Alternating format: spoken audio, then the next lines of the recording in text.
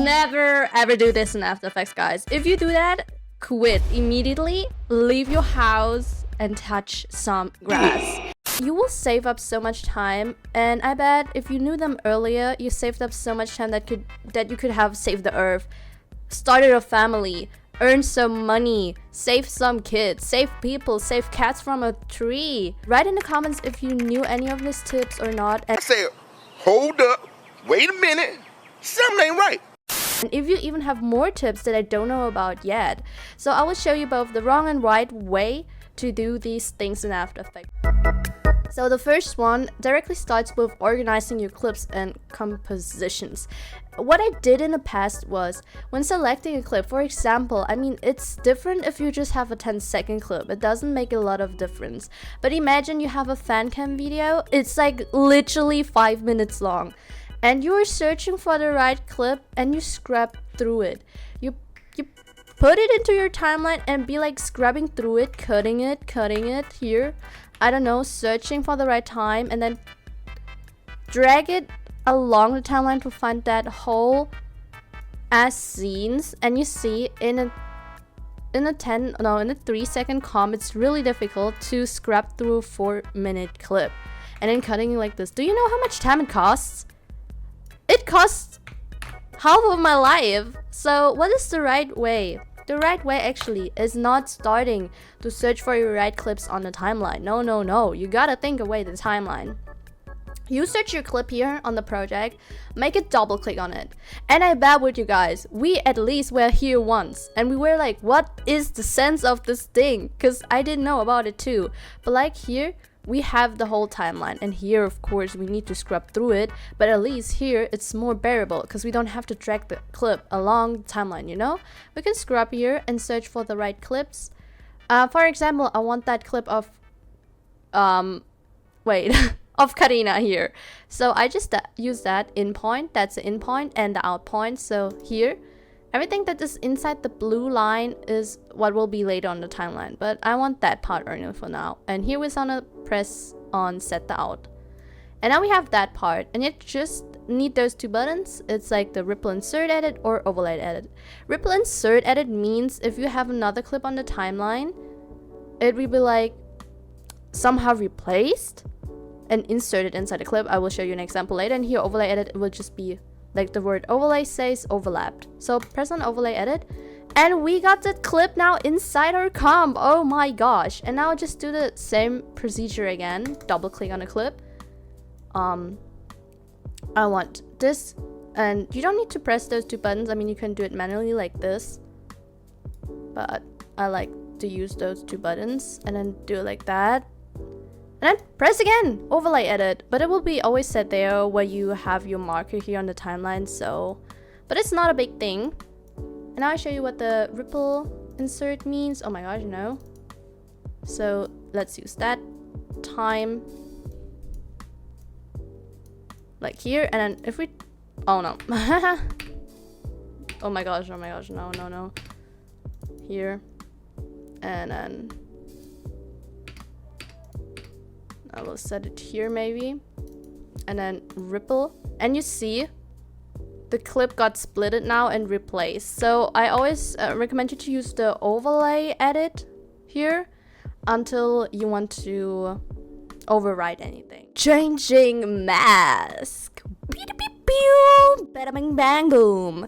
Our next tip is about changing masks, and yeah, I think you might not use a lot of masks. It's not a pretty mask, by the way, but I show you in case if you ever create a mask and then you press M, wanting to change the mode here by pressing add and change it to subtract or intersect or light and dark and whatever, those different thingies. You can save time. You need to remember those letters here at the start of every letter though.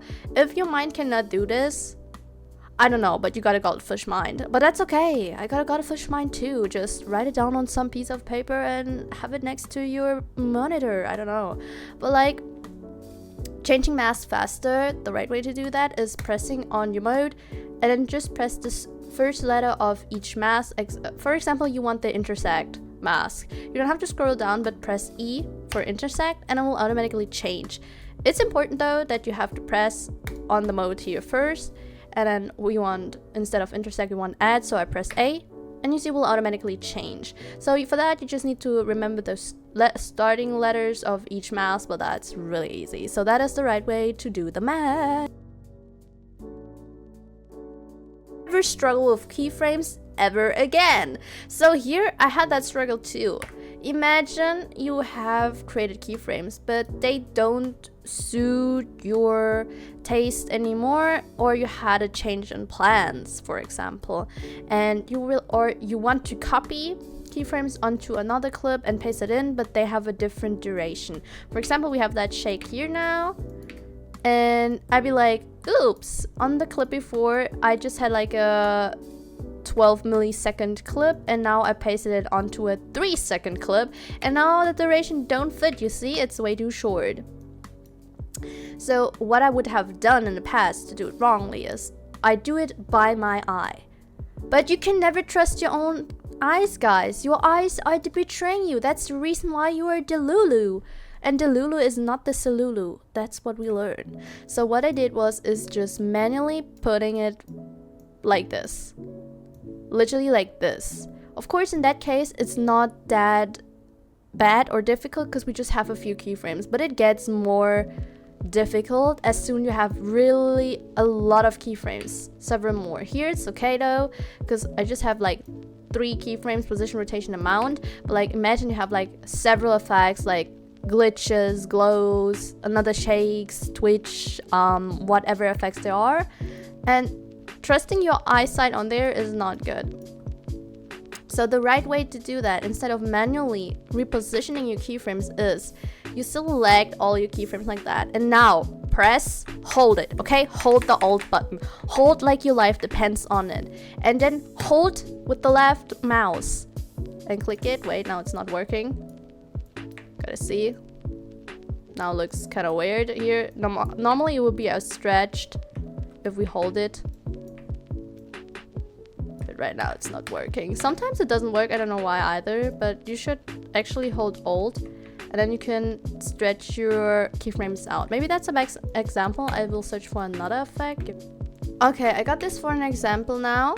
You see we have more keyframes. Now what I do is to select all of them, and by eyesight changing this position would be dumb, and hold Alt, and you see now they stretch out. See, by holding Alt and holding on the keyframes, we can expand them to our clip's duration like this without needing to reposition it one by one. So this is the right way to do that. No eggs. No eggs might sound really ridiculous, but that's actually a tip I got from a viewer on my old YouTube channel, and I really need to thank that subscriber in person that gave me that tip because I never knew about that.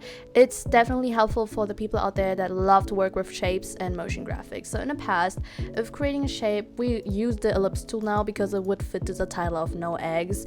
Creating the circle. I want to create a perfect circle, and I was like, how do I do that? Because my hand is too shaky. It's not working how I want it to be.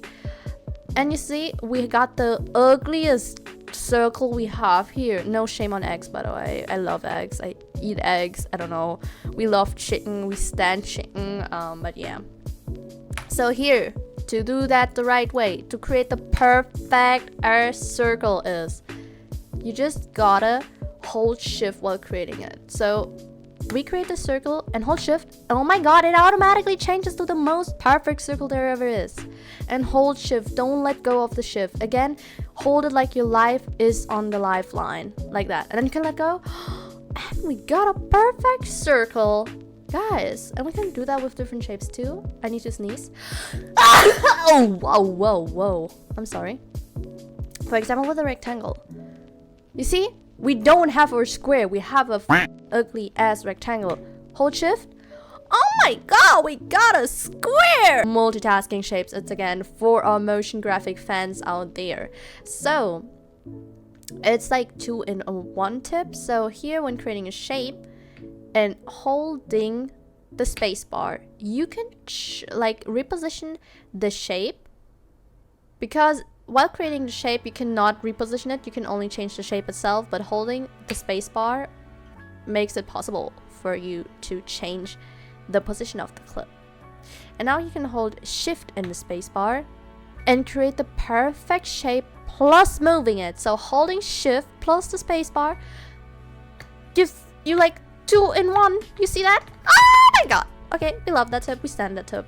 Okay, my next tip is when you want to delete all of your clips except of 3 clips, and it would be such a nuisance to select all of your clips, like holding control and then select each clip like this. I mean, here it's not a lot of work because I don't have a lot, but like imagine you have like a really full timeline with I don't know, 1,000 clips, and you select each of them like beep beep beep beep, just only to keep 3 of them. That is a lot of work. Guys and girls out there, we want to work smarter, not harder. We want to be spoiled. You know what I mean? That's the wrong way. So imagine I want to keep only clip 6 and 3. What do? I press Control and select the first clip and the other clip. Only those 2 I want to keep. And then I make a right click and press on Invert Selection. Oh my god. The other clips that I don't need will be selected, and just press the backspace button, delete button. They will all be gone. That's the right way to do that. So another thing, imagine your timeline is lagging, everything is collapsing, everything is going down the hill because of some damp effects. Hashtag for me, it's like the Sapphire plugin always not working for me and making everything I have go that. So yeah. In case if your effects don't do what you want to do and you need to delete them, I think the wrong way, what we did in the past, was to select each clip. Oh my god, I need to sneeze again, I'm sorry. I don't have a lot of effects here, to be honest. So let's go to Com1. That's a really bad example, but here on my adjustment layer, I have many effects here and I need to delete them all at once here. And I would be like, selecting, I mean, here I can press Ctrl and A to delete them, but you gotta imagine like I have many clips, single clips with effects on it, like maybe let's say 4 adjustment layers, and on each adjustment layer there's like an effect on it. Oh my gosh, no, my After Effects cannot do this on me right now. And so I have to delete them all on each clip by itself. But to save time, I'll show you that here is, instead of going to each clip like this, to delete effects, is you just basically press Ctrl and A first to select all of your clips, or the clips you don't need the effects anymore. Like I don't need the effects on this clip, and on this clip.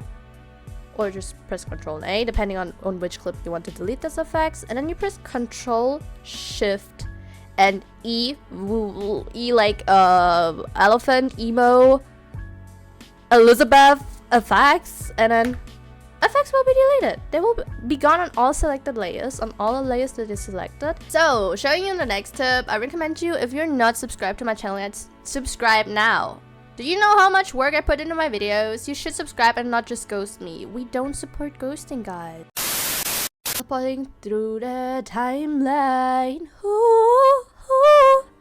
So for that, imagine, I don't know when you will do that, but imagine you edit like a documentary and your project is like 4 hours long. It would be kind of nice sense to scrub along the timeline. I mean, there are different variants you can do. First, you can go to the time code there, and if you have a mastermind, you can give a type in on like which time you want to be teleported and the exact seconds. But if you want to go especially to the start of or the end of the timeline, there are 2 shortcuts. You can either press like I for the in point or O to go to the end. Why doesn't it work now? I forgot. You need to press Ctrl and A or Command and A first, and then you can teleport through the timeline like this, in and out point. For me, it's, I think right now the in point is here at the marker here because I set my marker here, so it will be counted as the in and out point. So I don't know, but actually you can teleport through the timeline like this. Through I and O. I for in point, O for out point. Important is that you press Ctrl and A first to, or Command and A, that you can teleport through the timeline. Trimming. So the wrong way is, when I was finished with a project and the project was too long, I'd be like, I just wanted to be here and I don't need the rest of it, okay? I was like, first I copy the time code here by pressing on it and copy the time code, go to project, search for the comp I am in, it's the pre-comp 1, composition settings, and then paste the new time code into duration, press OK. And now I got it. Do you know how much time it costs? How many seconds were this? Like 2 seconds? 3, 4, 5, maybe more? Save time, guys. Again, we just need to remember shortcuts. So what does the video teaches you? Learn shortcuts. Learn how to do shortcuts. So for that, we need the B and the N button. The B button is the start point, like the in point, and the N button is the end point. So I want to keep everything that is here. So I press B for the in point. That's why I think you will now understand what the blue thingy marker is for.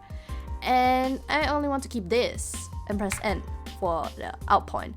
So now I press here on the work area, right click and trim comp to work area. And you see, only everything from the in and out point is gonna be in our project area and automatically be set. Oh my gosh, guys, we saved so much time with that. Woohoo!